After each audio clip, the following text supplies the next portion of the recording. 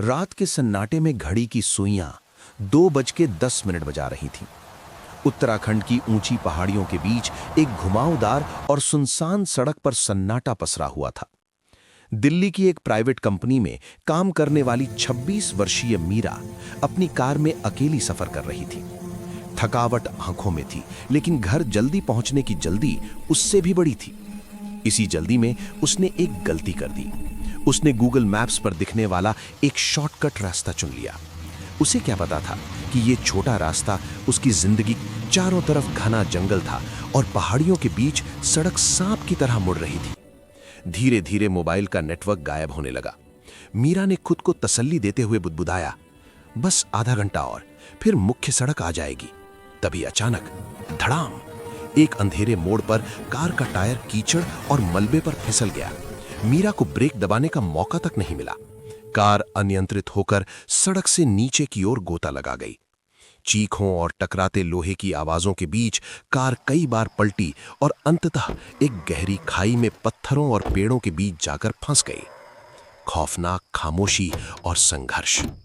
न जाने कितने घंटे बीत गए। जब मीरा को होश आया तो सब कुछ धुंधला था। सिर से खून की एक ठंडी लकीर बहकर उसकी आंखों के पास आ रही थी। कार उल्टी पड़ी थी और दरवाजा चट्टानों के बीच बुरी तरह पिचक चुका था। चारों तरफ सिर्फ घना अंधेरा और हड्डियों को कंपा देने वाली ठंड थी।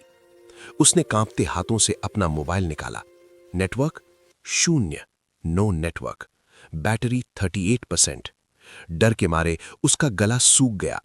उसने पूरी ताकत से चिल्लाया, कोई है, बचाओ! लेकिन जवाब में सिर्फ जंगल की डरावनी आवाजें और हवा से टकराते पेड़ों की सरसराहट मिली। सर्वाइवल के नियम मीरा जानती थी कि जंगल में घबराहट मौत को दावत देती है। उसने पहली समझदारी दिखाई और भागने के बजाय वहीं रुकने का फैसला किया।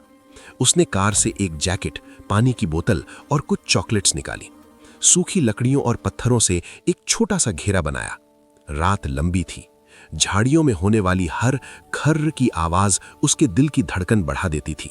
उसकी आंखों में आंसू थे, पर उसने खुद को शांत रखा। अगली सुबह जब सूरज की पहली किरण ने जंगल को छुआ, मीरा ने ऊपर सड़क की ओर चढ़ने की कोशिश की, लेकिन 2 कदम चल के ही वो फिसल कर गिर गई। घुटना छिल गया और खून बहने लगा। उसने हार मानकर एक वीडियो रिकॉर्ड किया। मम्मी, पापा, मैं पहाड़ों में फंसी हूं। मुझे नहीं पता मैं कहां हूं। मोबाइल की बैटरी अब 15% रह गई थी। नदी का किनारा और तीसरा दिन। प्यास और भूख ने उसे तोड़ना शुरू कर दिया। उसने बचपन में पढ़े जंगल के नियम याद किए। बहते पानी के पास रहो। वो धीरे धीरे घिसटते हुए नीचे की ओर गई, जहां उसे एक छोटी नदी मिली। उसने पानी पिया और पत्थरों से मछली पकड़ने की कोशिश की, मगर नाकाम रही। उसने हार नहीं मानी और गीली लकड़ियों से धुआं करने की कोशिश की ताकि कोई उसे देख सके। तीसरे दिन की रात और भी कठिन थी। बारिश शुरू हो गई थी। मीरा ने बड़े पत्तों से एक अस्थायी छत बनाई और कीचड़ में लेटकर पूरी रात काटी। एक जंगली जानवर उसके करीब से गुजरा, लेकिन वो अपनी सांसें रोककर पत्थर की तरह जमी रही। उसने सीख लिया था कि खामोश रहना ही उसकी सबसे बड़ी ताकत है। पैर में सूजन थी, होठ सूख चुके थे, लेकिन उसने हार नहीं मानी। शाम होने वाली थी। सूरज डूब चुका था। जंगल में घना अंधेरा। चौथे दिन की शाम जब उम्मीद खत्म हो रही थी, उसे ऊपर सड़क से एक आवाज सुनाई दी। मीरा ने अपनी पूरी बची कुची ताकत लगाकर चीख मारी। ऊपर एक 40 वर्षीय आदमी झांकता हुआ दिखा।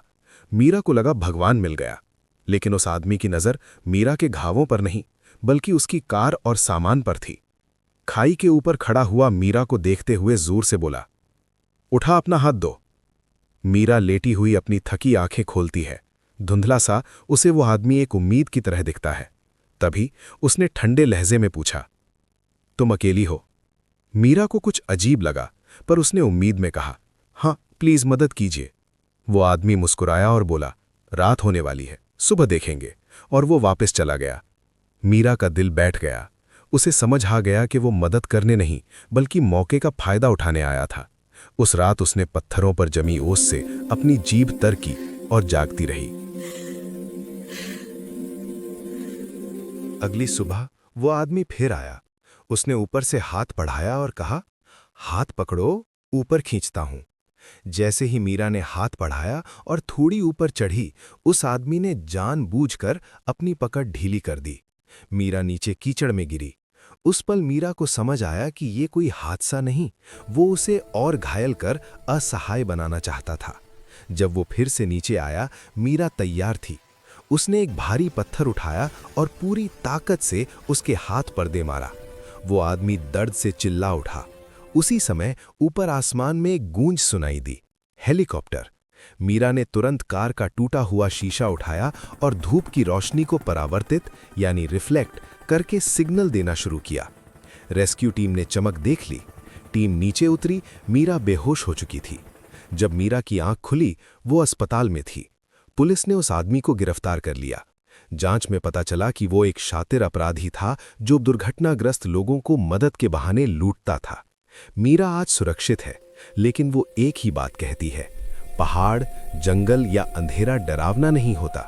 असली सर्वाइवल तब शुरू होता है जब इंसानियत पर से भरोसा टूट जाता है और आप अकेले अपनी जंग लड़ते हैं।